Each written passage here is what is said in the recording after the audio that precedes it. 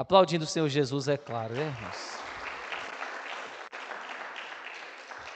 Quando eu olhei para essas garrafas ali, veio uma música no meu coração. Aquilo que parecia impossível. Irmão, toda brincadeira tem um fundo de verdade. Nesses tempos de egoísmo generalizado, a gente fica feliz com ver os crentes servindo. Deus, nós te agradecemos por mais uma aula da Escola de Ministros da última hora. Senhor, estaremos aqui iniciando a primeira aula do Ministérios e Cargos na Igreja, parte 2 e última. Que possamos ter uma aula frutificadora, orientadora, acrescenta-nos o conhecimento, a graça e o poder. Espírito Santo, é o que nós te pedimos, em nome de Jesus, nos abençoe, glória a Deus, amém? Aplauda o Senhor Jesus, se assente, por favor. Diáconos hoje, né? Galera, na verdade, toda igreja tem um pouquinho de diaconia. Todo cristão tem que ser diácono, tá? Não só aquele que exerce a função reconhecida. Eu vim na chuva, cadê minha toalhinha que eu vou ter que limpar meu óculos aqui para essa aula? E como eu falei, todos nós temos que servir. Você está servindo alguém ou algo no reino de Deus? Se não está, procure fazer isso, porque isso é marca de que o Espírito Santo entrou realmente em você. Já viu o diácono que pra gente, não precisa não, eu vou falar de você, se quiser botar aí.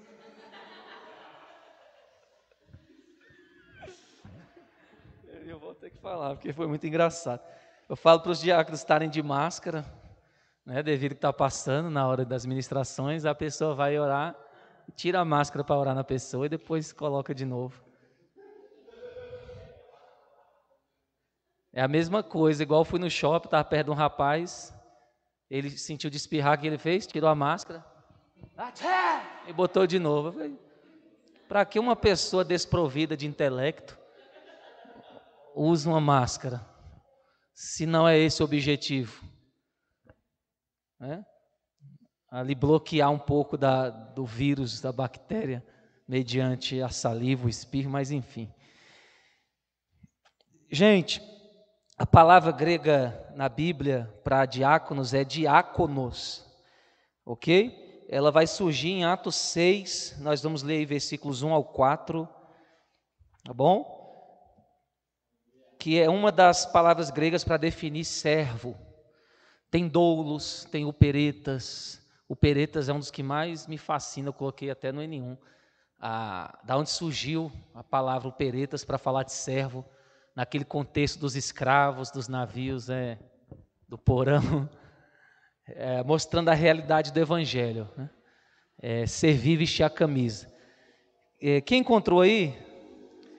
Vamos fazer o seguinte, está aí preparado? Cada um lê um versículo aí. Quem vai? Levantem as mãos. Você 1, 2, 3, quem é o 4? Versículo 4, falta um para o versículo 4. Eu levo. Atos 6. Você está passando mal? Se não souber da instituição dos diáconos, viajou, né? Vai lá.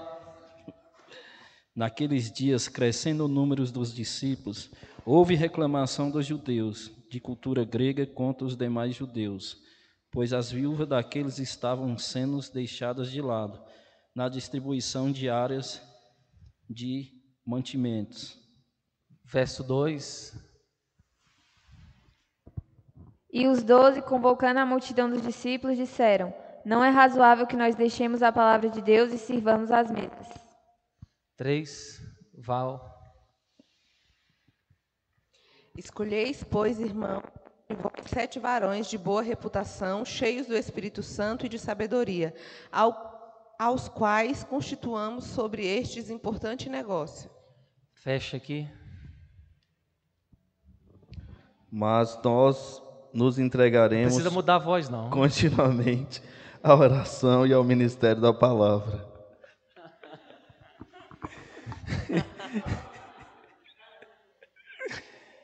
É rir, irmão, para não chorar. Por isso que eu estou já vindo assim mesmo, para quebrar o estresse. Tá? Então vamos rir mesmo. Queridos, note que nesses versículos, deixa eu abrir aqui. Esses versículos lidos, nós estamos diante da instituição dos diáconos.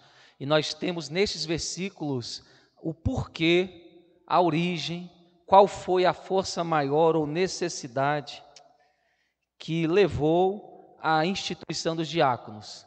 Foi a questão social, junto com o crescimento da igreja, está no próprio contexto, e as murmurações, as reclamações e as murmurações não é no sentido negativo, não. As murmurações e as reclamações com razão, de que como havia gentios e a igreja teve essa transição do judaísmo para o cristianismo, os gentios entram na história, muitas pessoas estavam se sentindo desprezadas, principalmente os gregos, as viúvas gregas, e aí eles vão reclamar dizendo que eles estão precisando de apoio, de amparo social. Então, as colunas, principalmente Pedro, vai referir bem claro que ele não poderia deixar a palavra para servir as mesas. Olha a importância da diaconia na igreja, irmãos. Que, infelizmente, é uma realidade, a gente vê pastor que tem que fazer tudo, como estava acontecendo aí com a bispa, pregar, ministrar, suar e ter que ir atrás de tinta para departamento, que não é a alçada dela. Isso aí é uma coisa séria, irmãos. Entendeu? Isso é uma coisa séria, a igreja precisa entender que você que não pega o pesado espiritual, porque a instrução da palavra é uma batalha muito desgastante, entendeu?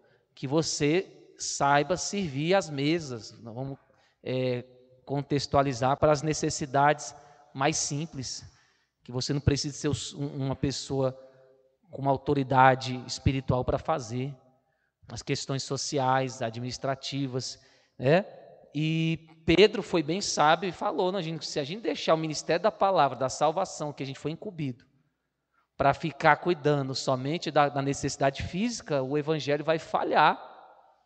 Então, quando a igreja não coopera com o seu líder, ela está colocando em risco a missão do evangelho no local.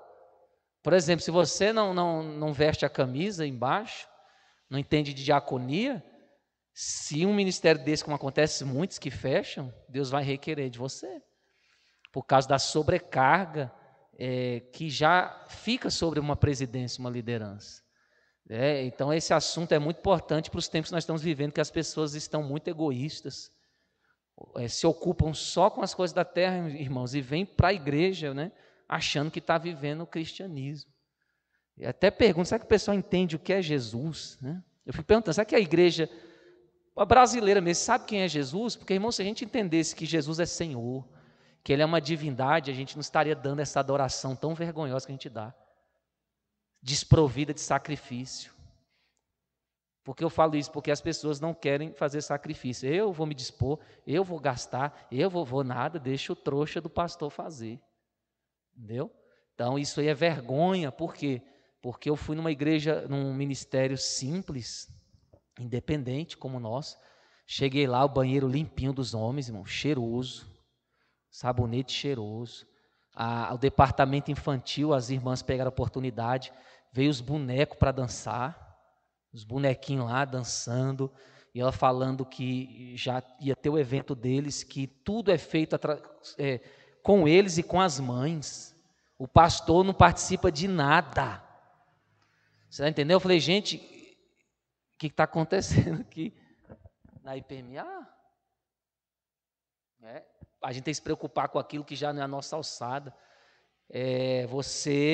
Quando você tem a noção da diaconia, você sabe que sem servir você não é ninguém para o reino de Deus. Se você foge disso, você está fugindo da sua própria salvação. Porque o maior exemplo foi Jesus. Jesus abriu mão de tudo, da sua glória, irmãos, para vir aqui. A gente que é mortal, às vezes não quer abrir mão do nosso tempo, do nosso eu, para viver aquilo que vai salvar a nossa própria alma. Entendeu? Então a diaconia está carente, a igreja está carente de diáconos. Muitas vezes diáconos são incompreendidos. porque tentam organizar, trazer um momento, um ambiente melhor de culto, né, mais temente, mais respeitável. E muitas pessoas estão vivendo no egoísmo e ainda reclamam de serem cobradas, de serem, né, chamadas à responsabilidade, a contribuir, a fazer silêncio, a cuidar de seu filho. Isso é um caráter, irmão, mundano. Egoísmo é um caráter mundano, não é o caráter de um novo nascido. Pelo amor de Deus, se um dia você levantou as mãos para o céu e diz, eu aceito Jesus, então tem um caráter de Cristo em você. Tá? Por que eu estou falando disso? Porque, como eu falei, a diaconia não é só para o cargo. A igreja, ela é diácona. A igreja é serva, servidora. Tá bom? Então, no contexto, alguém encarregado de servir as mesas.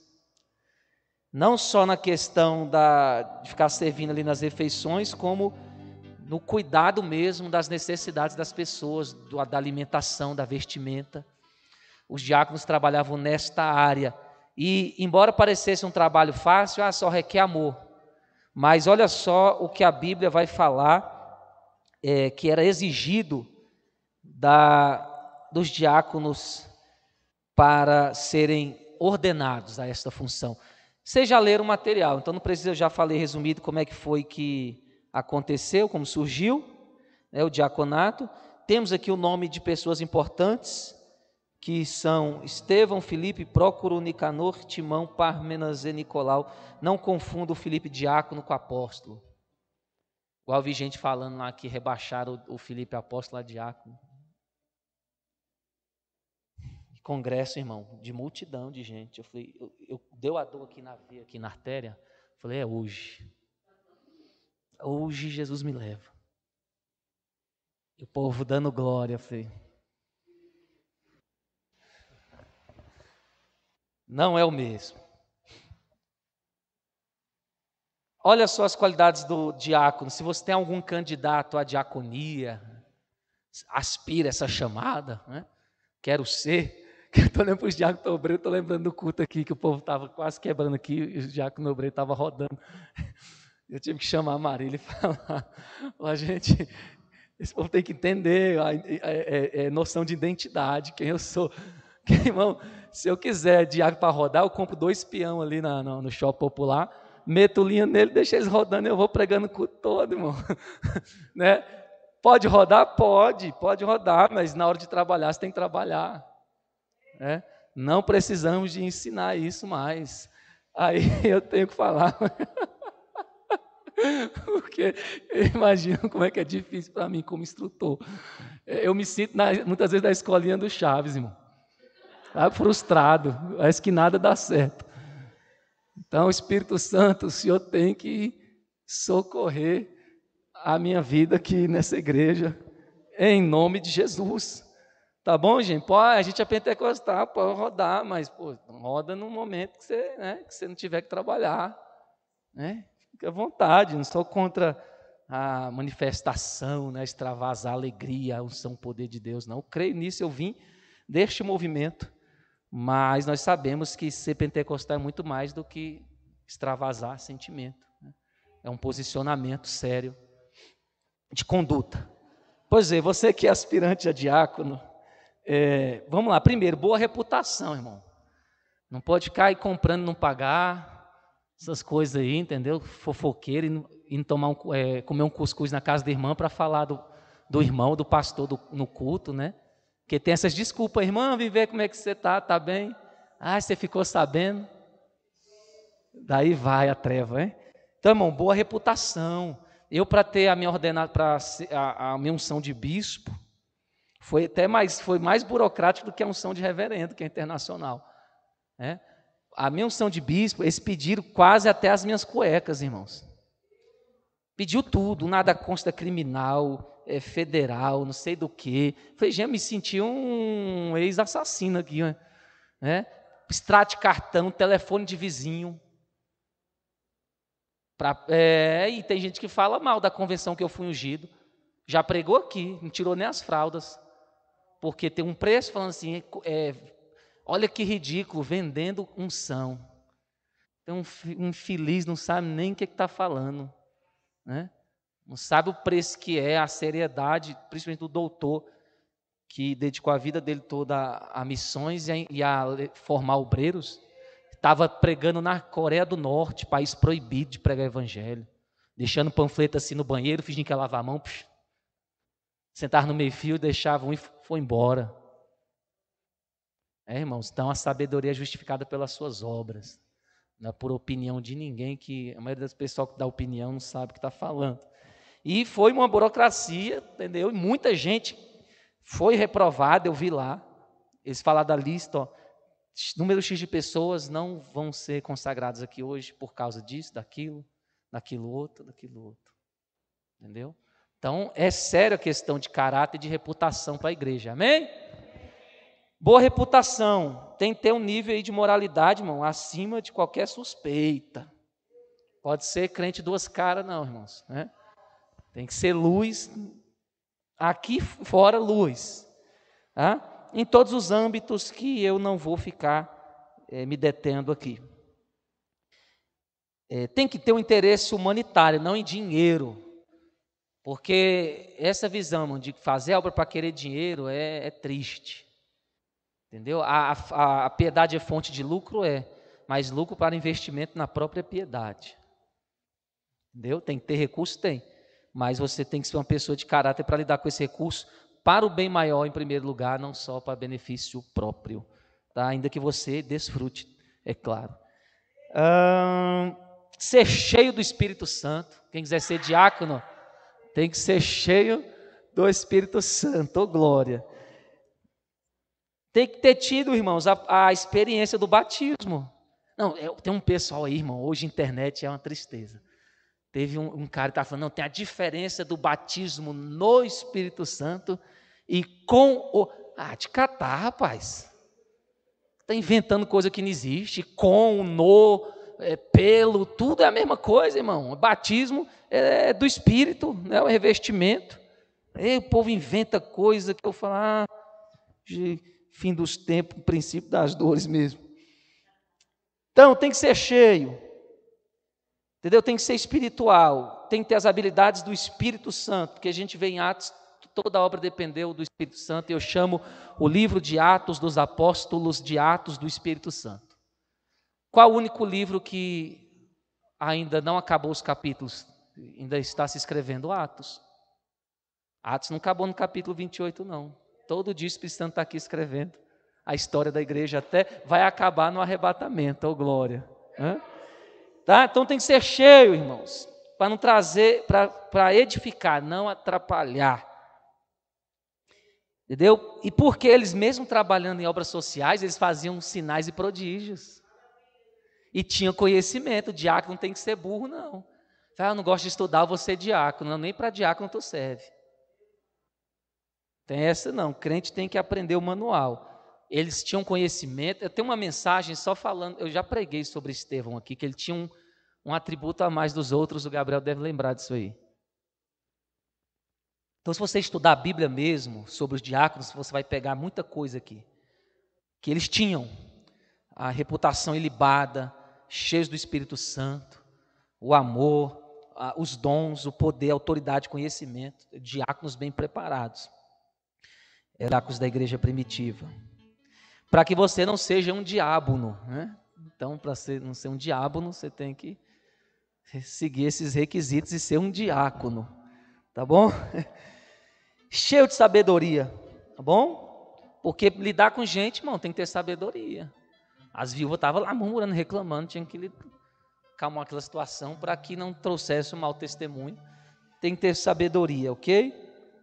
Para estar sempre cortando esses espíritos de murmuração, traição, fraude, que acontece, são tentações do meio social. Ser responsável, sincero, não inclinado ao vinho, tá? Isso aqui são outras recomendações. Não cobiçoso, zoiudo, tá?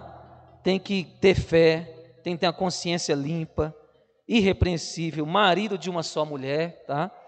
É importante porque e ter filhos criados na disciplina. Seu diaconato começa em casa. Se em casa você não tem autoridade com mulher, com filho, com ninguém, o que você quer ensinar na igreja? Não tem o que ensinar, tem que ficar calado e sentar e voltar para aprender, para depois exercer. A igreja começa em casa. Tá?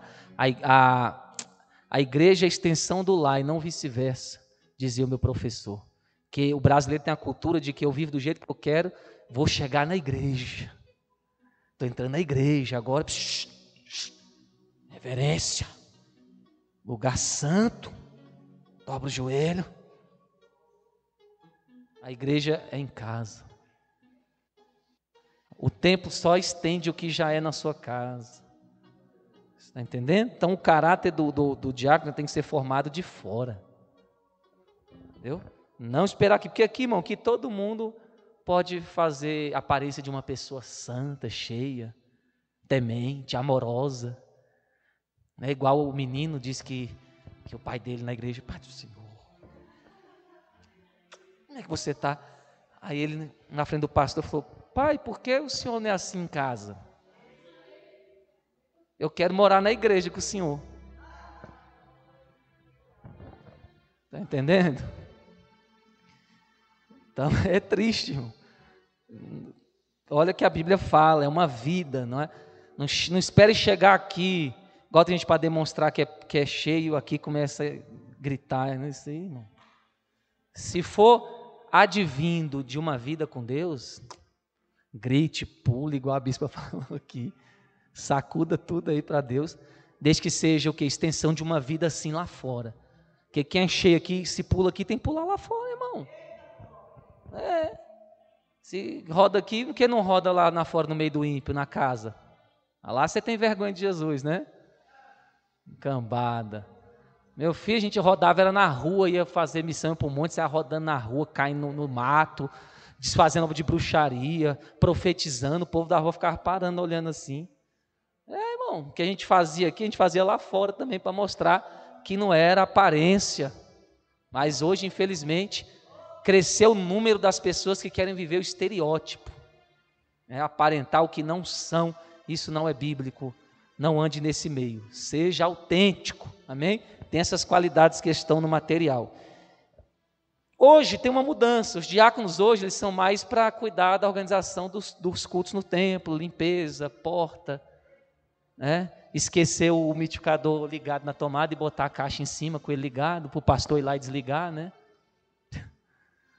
Então, os diáconos têm que cuidar mais da área dentro da igreja. Hoje você vê muito cuidando dentro, mas não exclui essa tarefa de cuidar fora.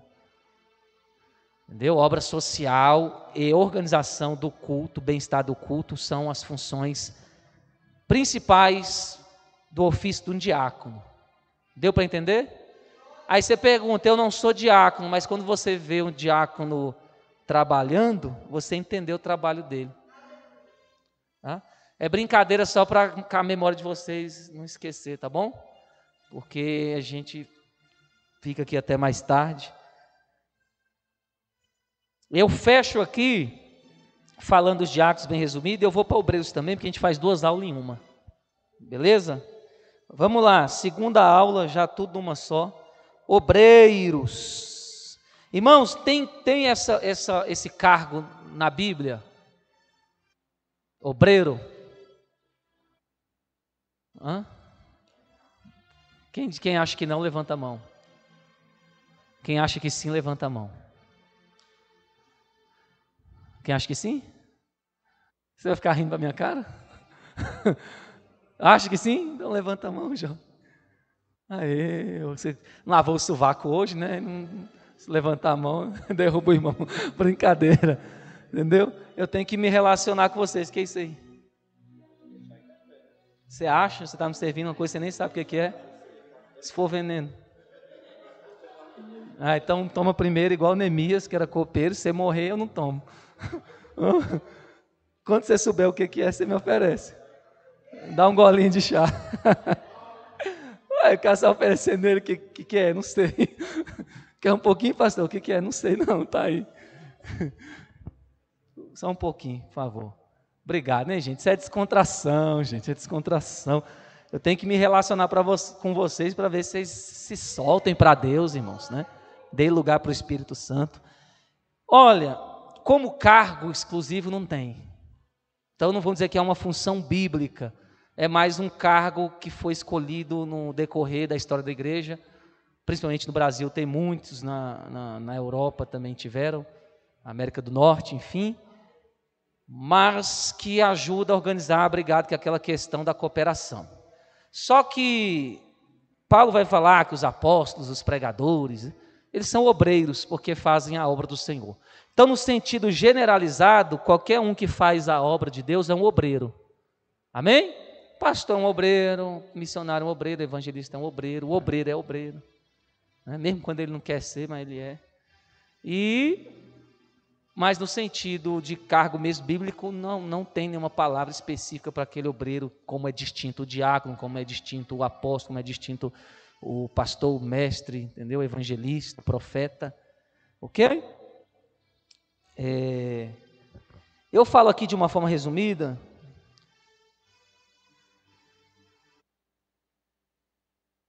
Que é mais uma definição de cargos para templos, uma organização eclesiástica. Não é tão bíblico essa função, como exclusiva, como já expliquei. E eles exercem diversas tarefas. Por exemplo, pode ter obreiros, eu explico muito isso na igreja, tem obreiros, mas tem obreiros e obreiros. Lembra que eu falo, gente, não limita o cargo, foca no encargo. Que você tendo cargo ou não, nome ou não, ou qual seja a autoridade que Deus deu ou não importa tanto, o que importa é o que você está fazendo. Porque as pessoas ficam preocupadas tanto no encargo que elas não fazem nada lá fora e ficam focadas em querer chegar aqui, sendo que nunca nem aceitou Jesus ainda. Né? Pulando degrau, se perdendo no caminho. Quem é, irmão, não precisa querer ser. Olha que coisa linda. Pelo menos é o que eu tenho visto na história dos grandes homens de Deus. Todos que se destacaram, anônimos ou não, eles não queriam ser, eles foram. Pelo menos é o que foi a minha vida. Eu não cheguei aqui, eu vou ser um pastor. Eu lá no altar, dizendo, ovelhas minhas, meu Deus, é muita glória. Não. Primeiro eu não sabia nem quem era Deus, Ele que se apresentou a mim. Eu clamava sem o conhecer, Ele se revelou a mim. Quando Ele se revelou a mim, a única coisa que veio no meu coração foi gratidão de servir. E se eu estou onde eu estou, foi Ele que colocou. Entendeu? Isso é importante. Na igreja não é como no mundo, irmão. Jesus falou disso. Irmão, no mundo, o maior aquele que se assenhoria, que dá ordens. No reino, não. Diferente, irmão. Leiam a Bíblia. Entendam a Bíblia. Vivam a Bíblia. Essa questão, então tem obreiro que vai, só abre porta, tem obreiro que só sabe limpar a igreja, tem obreiro que faz isso, né, dirige o culto, tem obreiro que dirige o culto, tira oferta, visita lá, prega, ganha alma, é batizado do Espírito Santo, cuide de congregação, fala em língua, é você que vai decidir o nível de vida espiritual que você quer ter. Você quer ser um obreiro inútil? Quem quer ser obreiro inútil? Mas conforme a Bíblia, todo obreiro é inútil. Porque a gente não faz nada além do que a nossa obrigação. Eu sou um obreiro inútil. Não no sentido português, que eu não faço nada, mas tudo que eu faço não é mais do que obrigação para quem reclama. Inscrição da escola de ministro. Meta. Vim para a igreja. Limpar. Cuidar daquilo, irmão. Jesus voltar, tu vai para o inferno. Porque você não se decidiu o que você quer. Mas uma pessoa decidida, ela não quer ser, ela é. Entendeu? Já viu, eu vou contar aqui o testemunho da irmã, isso é uma parábola. Do evangelista e da faxineira. Quem já ouviu? Eu já contei isso aqui. Tinha um evangelista na terra, ele ganhou milhões de almas, irmãos. Cada cruzada era 10 mil almas para Cristo, 5 mil almas. E tinha uma faxineira da igreja, simples, e os dois foram para o céu. Na hora que chegou no céu, chegou ele e a faxineira, eles foram conversando. Quem foi você? Eu fui um grande evangelista, ganhei muitas almas para Jesus. tomando posse da minha herança, da minha recompensa, e você não era faxineira, limpava os bancos da igreja. Aí chegou lá, ele chegou para a faxineira, tinha uma mansão linda, muito grande, dourada, vários cômodos, aquela coisa linda. Falou: faxineira, está aqui a sua herança. O anjo falou. Aí chegou do outro lado, uma casa mais pobrinha, simplesinha, mais bonitinha. O anjo falou: esse aqui é teu, evangelista. Aí ele falou: não, está errado isso aí. Tá errado. Deus está errado, né? Tem crente que é essa síndrome, né? Que Deus está errado, pastor está errado. Ele não está, não. Está errado isso aí. Ela acabou de falar que era faxineira, eu ganhei almas para Jesus. Aí não é verdade, está aqui no seu relatório, né? Milhares e milhares de almas, verdade. E a faxineira não ganhou tantas almas assim. Mas o que acontece aqui no céu, ô pregador, a gente não olha o que você fez, a gente olha a motivação que levou você a fazer. Todas essas almas que você ganhou não foi você, foi o poder do meu Espírito. E quando você subia para pregar, você subia para mostrar que podia fazer. Agora essa faxineira, ela não foi uma pregadora eloquente como você, mas toda vez que ela limpava o banco da igreja, eu via ela chorando, dizendo: converte almas, Jesus. Ajuda essas almas, traz almas. Chorava pelas almas. Então o galardão dela foi maior. Entendeu? Isso aí é para você refletir como que é o reino do céu em relação ao reino dos homens. Ok? Igreja, o que eu quero deixar para finalizar esta aula? Você que tem que decidir como você vai levar a sua vida cristã, seja você diácono, obreiro ou não, porque eu falei que servir é papel de toda a igreja. Não existe isso, irmão, você querer ir para o céu, ser membro de uma congregação para vir só sentar aí. Você não é membro de clube. Sabe como é que é o membro do clube? Ele paga lá a mensalidade e ele fica de boa, vai só para se divertir, ainda fica dando ordens. Isso aqui não é clube. Isso aqui, o membro que nós somos é membro do corpo de Cristo. Então, se a cabeça está mandando comando, como é que você é parte do corpo e não quer fazer o corpo se movimentar? Então é diferente. Membro de igreja, ele tem que padecer, porque foi o que Paulo disse: a nós não foi dado somente o crer, mas o padecer. Quem sabe o versículo vai ganhar um pedaço de chocolate. 5, 4, 3, 2, 1, 0. Perderam. Então, gente, tem que entender, né, irmão? Tirar as fraldinhas. Se tem alguém com fraldinha, vamos tirar, irmãos, porque a gente tem mais tempo para ficar com meninice, não é verdade? É a coisa mais séria que tem no reino de Deus. Você não quer, você pede para sair, fala: eu não quero, deixa eu ir embora, entendeu? Melhor que você ficar arranjando os dentes aqui, parecendo que está manifestando demônio. É melhor. Quer servir, seja bem-vindo. Não quer, nem Deus vai querer a obra das suas mãos, porque está contaminada. Entendeu? Então, parece duro o que eu estou falando, mas é a realidade, porque a gente vê, pelo menos eu vejo, muita gente brinca com as coisas de Deus. Fala: gente, o satanista não faz isso com a divindade que ele adora. O macumbeiro não faz, mas o crente tem uma habilidade de envergonhar o Deus que ele serve, tratar Jesus como se fosse qualquer um. Eu não sei de onde a falta de temor mudou tão abruptamente da igreja primitiva para a nossa época. Não sei como é que mudou. Os cristãos da Bíblia eram totalmente diferentes, irmãos. Primeira coisa, eles desafiaram o Império Romano quando começaram a mexer na fé deles.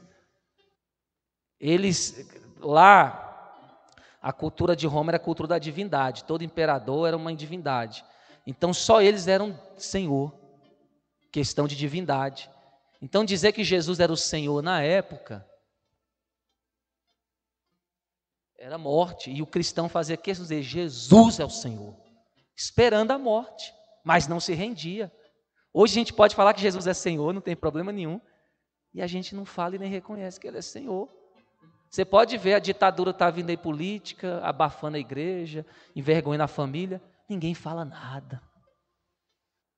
E eu falo que essa turma não é crente não, estão camuflados nosso mesmo, mas não é não.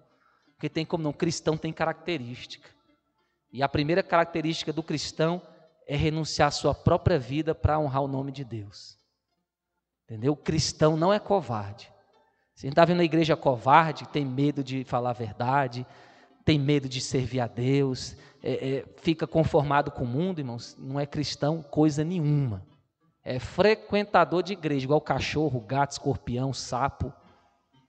Tudo que puder entrar na igreja, entra. Agora o cristão não, o cristão ele honra, ele entende que Jesus é Senhor, irmãos. Aonde se eu sirvo um Senhor, eu vou murmurar para ir para a casa dele, irmão? Estou falando que esse povo está sem noção nenhuma, está uma bagunça danada. Está uma bagunça danada, o povo está convencido que é cristão e muitos não são coisa nenhuma. Está só esquentando o banco para ir para o inferno no último dia dentro da igreja. Não tem noção nenhuma de que é divindade, irmão. Divindade é um ser que tem que ser adorado e recebe sacrifício. Aonde, se eu sou cristão e sei que Jesus é o Senhor, eu não vou reclamar do meu sacrifício de vir para um culto. Eu não vou reclamar de dar meu sacrifício numa oferta no altar, porque eu sei que Ele é Deus, Ele pode me fulminar, Ele pode me lançar um juízo. Agora as pessoas veem Jesus como um carinha. Jesus é o carinha ali que o pastor prega. Não dei para a igreja hoje não vou ajudar ninguém não, que se lasque. Eu não vejo um satanista, um macumbeiro pensando igual vocês, cristãos, evangélicos. E eu quero aproveitar esse colo de ministro para mudar o coração de vocês. Tem muita gente com coração duro, ruim, que não suporta a mensagem da cruz e fica no nosso meio, não sabe o que faz, então vai embora. Né? Vai ser um alívio para a gente saber com quem a gente pode contar. Você está entendendo? Isso aqui você pode chamar de desabafo, pode chamar o que for, mas é o Espírito Santo que está me usando aqui. Entendeu? Porque de toda a Bíblia eu vi profetas falando a mesma coisa que eu estou falando. E um povo obstinado que não se arrependia e não sabia o que queria. Aí tiveram que morrer no deserto para Deus concluir a promessa. Você quer morrer no deserto? Para ver que Deus merece ser adorado? Ou você vai mudar a cultura de vir para a igreja pular e vai aprender a honrar a divindade com temor? Eu não vejo macumbeiros, satanistas, seja o que for, e são espíritos enganadores. Eu não vejo eles desonrando, não. Eles temem, sacrificam, se consagram, são leais, temem, respeitam como um ser supremo. Agora a gente vê Jesus como um qualquer, irmãos. Coisa feia isso no nosso meio. Eu vou orar para Jesus voltar a ser fogo consumidor. Para a gente ter temor. Toda vez que pisar aqui, pensar duas vezes. Toda vez que for querer reclamar, pensar duas vezes. Porque ou se você decidiu ser cristão, você renuncia. Está na Bíblia. Quem não negar a si mesmo, tomar a sua cruz, né, digo? Então, se você não quer tomar a sua cruz, nem renunciar, então não siga Jesus. Vai para o mundo, vá para outra religião, mas não fica perdendo tempo e atrapalhando, não é verdade? Não é verdade? Consciência, irmão. Eu estou falando aqui de maturidade, ser homem de verdade, mulher de verdade, não meninos. Entendeu? Essa meninice aí já está, passando o limite. Passando o limite. Entendeu? Tem que decidir o que quer, porque a carruagem está andando. Tá? Não falei isso porque o contexto é de serviço, de renúncia. É uma igreja que reconhece quem é Jesus, não fica aí fazendo esse tipo de atitude aí de moleque, não. Temor é respeito. A igreja primitiva respeitava o nome de Jesus. Até a ceia era algo que eles temiam. Com a refeição santa. O povo falta ceia, toma ceia de qualquer jeito. Entendeu? E não deixa essa praga, né? Falo praga, em contaminar a sua vida espiritual. Você achar que está vivendo um evangelho que você nunca nem viveu. Não deixa o diabo te enganar para você achar que conhece Jesus, nunca nem conheceu Jesus. Porque quem conhece Jesus, irmão, é diferente o tratamento dele com as coisas de Deus. Eu sou homem e consigo discernir aqui quem tem um pouquinho de entendimento espiritual do que é Deus na vida de alguém e quem não tem. E olha que eu sou homem, consigo discernir pelas atitudes, pela cara de cada um na hora do culto. Eu vejo, eu percebo. Quem é que realmente entende um pouquinho do que Deus merece receber pela salvação que foi ofertada e quem não sabe de nada ainda, está com o entendimento obscurecido, está só no oba-oba, né? Tipo, vem para a igreja como por conveniência ou por um ponto de encontro para ver pessoas que gostam. Então, irmãos, busque a Deus para entender mais o que é adoração, o que é servir uma divindade. Busque que o Espírito Santo vai ajudar vocês a entender para que o testemunho da igreja seja melhor do que tem sido nos últimos dias. Amém? Concorda? Rabelo está com cara de não está concordando não, né? Brincadeira. Tu está até emocionado, falando, meu Deus, muda a minha vida. O cara está caindo aqui de joelho, pedindo uma nova chance. Gente, vamos nos colocar de pé aplaudindo o Senhor Jesus.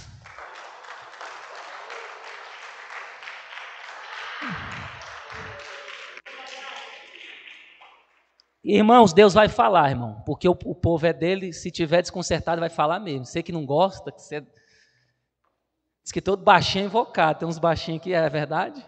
Mas com Deus a gente invocar e não dá certo não, né? Leidiane, Lourdes, Fabi, com Deus não pode invocar não, irmão, tem que, coma pouco, coma muito, tem que comer, né? Porque a forma, irmãos, que nós servimos a Deus demonstra nível de reconhecimento e gratidão. Você está entendendo? Nós temos que demonstrar. Deus não prometeu conforto para ninguém. Quem promete conforto e caminho fácil é Satanás. Ele prometeu foi renúncia, é choro, é dor mesmo, é rejeição, é calúnia, é perseguição, é provações, mas com tudo isso, vitória no final. Aí, quem escolheu e sabe que escolheu, né? Espero que não tenham se arrependido de ter aceitado Jesus. Se arrependeu e ir atrás, vocês? De ter aceitado Jesus? Porque quando Deus me levar aí, né? Eu espero ter deixado aqui alguém, né? Preparado alguém valente, como eu me acho um valente na obra de Deus, né? Então, quero ver vocês valentes, amém? Para defender não as nossas coisas pessoais, mas as coisas de Deus, tá? E mostre isso na casa de Deus, fora da casa de Deus, mostre. Porque você foi chamado para ser luz, para isso mesmo. As pessoas têm que ver que a sua adoração não é de boca para fora, que ela é verdadeira. Tem que ver, tem que observar. Cada momento da sua vida, as pessoas que te cercam têm que ver esse homem, essa mulher. Igual teve um cara da comunidade, ele é crente, irmão, mas sabe que a comunidade realmente é mais tranquila e tal. Ele falou, ele teve que reconhecer, eu já critiquei muito os pentecostais, inclusive a denominação que é das mais marcantes. Ele falou assim, mas eu reconheço. Os crentes falou o nome da denominação pentecostal, são crentes. Porque eu fui no evento deles e eu vi gente ainda de joelho chorando, línguas estranhas e uma palavra cristocêntrica. Você está entendendo? Aí eu fico feliz quando eu ouço isso. E é isso que eu quero continuar ouvindo, que nós ainda somos crentes, irmãos, somos cristãos mesmo. Não desviamos não, estamos ainda no caminho, perseverando até o arrebatamento. Amém? Vamos agradecer, Deus, obrigado por esta aula, que Deus abençoe cada um, tua palavra exorta, consola, edifica, que nós possamos examinar, Senhor, os nossos corações, e trazermos o sacrifício, a adoração que realmente te agrada, Senhor. Que todos nós somos capazes de dar o que eu te peço, abençoa essa turma, abençoa esse curso e os demais, e até a tua volta, Senhor, nos abençoe, crescendo aos teus pés no discipulado e no aprendizado da tua palavra. A igreja diz? Amém. Aplaude o Senhor Jesus. Eita glória. Senti Deus aqui, amém? Que Deus abençoe cada um.